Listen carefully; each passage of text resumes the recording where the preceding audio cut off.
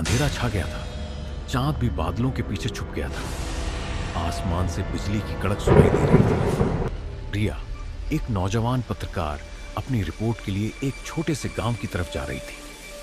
उसका मिशन था काली हवेली का राज खोलना, जिसमें कई सालों से लोगों के लापता होने की कहानियां सुनाई जा रही। गांव के लोग हमेशा इस हवेली से दूर रहते थे।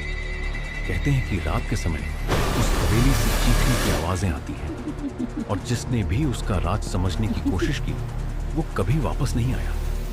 पर रिया एक निहायत ही होशियार और निडर लड़की थी। उसने सोचा, ये सब सिर्फ अफवाह है और मैं सच्चाई ढूंढ के रहूंगी।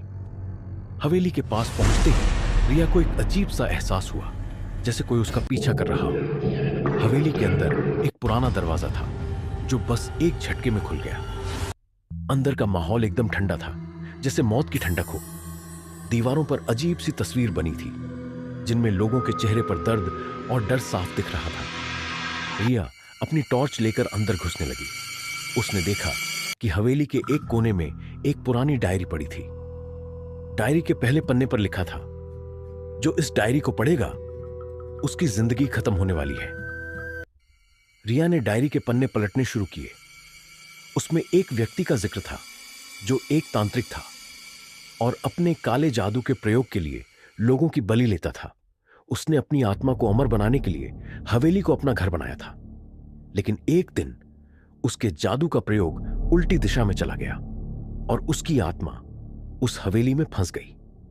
जैसी ही रिया ने डायरी बंद की, उसने पीछे से किसी के कदमों की आवाज सुनी। जब उसने मुड़कर देखा तो एक परछाई दरवाजे के पास खड़ी थी। परछाई धीरे धीरे उसकी तरफ बढ़ने लगी। रिया का दिल जोर जोर से धड़कने लगा, पर उसने अपने आप को संभालते हुए कहा, मुझे डरना नहीं है। रिया ने टॉर्च परछाई की तरफ मारी, लेकिन टॉर्च से परछाई का रंग और गहरा हो गया। परछाई ने एक अजीब सी आवाज में कहा, तुमने मेरी कहानी पढ़ी है, अब तुम यहां से कभी नहीं जा सकती। रिया ने अपने आप को संभाला और भागकर ऊपर के कमरे की तरफ दौड़ लगाई। पर ऊपर एक कमरे में जाके उसने देखा कि वहां एक औरत का कंकाल कुर्सी पर बैठा था और उसके हाथों में वही डायरी थी जो अभी उसने पढ़ी थी। कंकाल के साथ एक चिट्ठी भी थी जिसमें लिखा था, जो यहां आता है वो कभी जिंदा वापस नहीं जाता। रिया को समझ नहीं आया कि वो क्या करे। हर दरवाजा बंद हो चुका था और हवेली के अंदर एक अजीब सी चीख गूंज रही थी। तभी उसने देखा कि एक पुराने शीशे के अंदर एक दरवाजा दिख रहा था जो असली दुनिया के लिए था। लेकिन रिया को उस दरवाजे तक पहुंचने के लिए अपने सबसे बड़े डर का सामना करना था।